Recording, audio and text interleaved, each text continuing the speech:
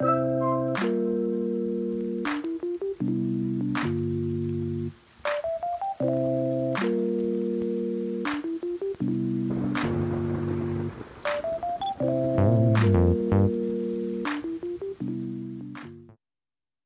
now, having locked the idea, let me take a few examples that have done extremely well that I can think of right now, of having totally disrupted the category that they entered, or created new categories and segments where none existed.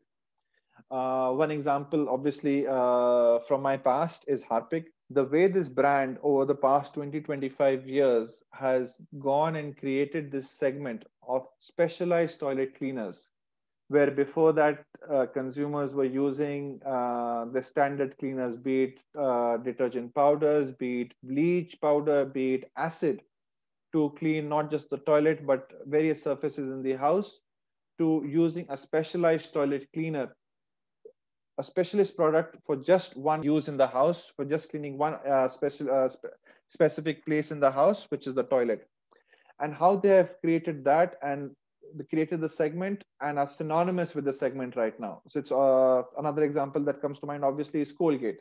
So there is a huge segment of the consumer out there who, when they're buying toothpaste, actually go to the store and say, "Mujhe Colgate do." So Colgate and oral care and toothpaste is synonymous. It's one and the same thing. Then a more recent example is obviously Dove, and how with the single idea, the single focused idea of consumers looking for moisturizers in products that they use on the skin, and flipping this as a benefit of as an ingredient story of 1/4 moisturizer, has created this fantastic brand focusing only on this one particular benefit, and has expanded the brand not only and created the brand not only in the case of beauty in bathing soaps, but has since then diversified into all other segments of skincare. So it's not only in soap, but it is in shampoo, hair conditioners, in deodorants, and what have you. So fantastic job there, done there. Basis a very simple idea, a very clean idea, and then a brand which is one of my favorites and illustrates to the point that ideas do not necessarily need to come from MNC brands. Is not the you have local companies also doing fantastic work here, is Fog, and how they have come up with this. They realize that a gap that is unmet in all the existing products is this thing about gas, and how that is mixed with the perfume. And just talking about the simple idea of the product having no gas and therefore lasting longer, having gone and disrupted the category and taken so much market away from the existing brands.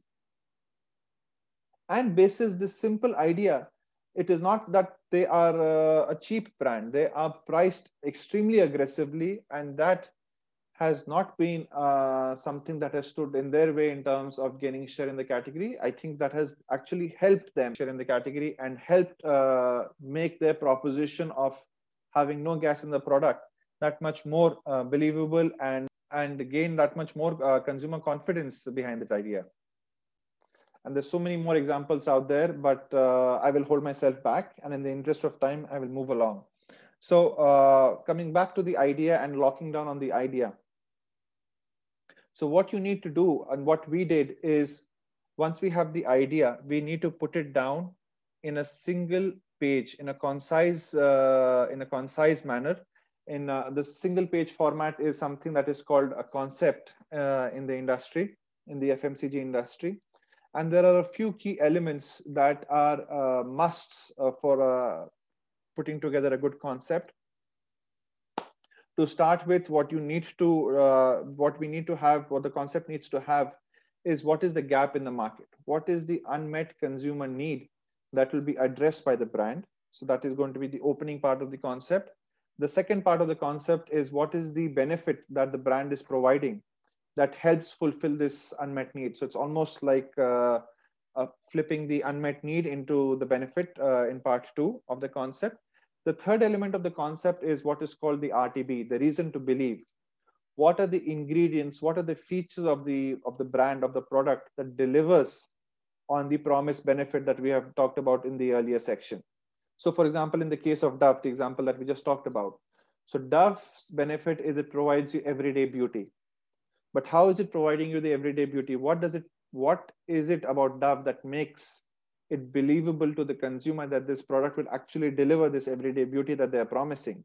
That is the fact that they claim to contain, and they contain 1/4 moisturizer. So 1/4 of the product is moisturizer, is what is the reason to believe for the consumer that the product is actually going to deliver on the promised need, on the promised benefit.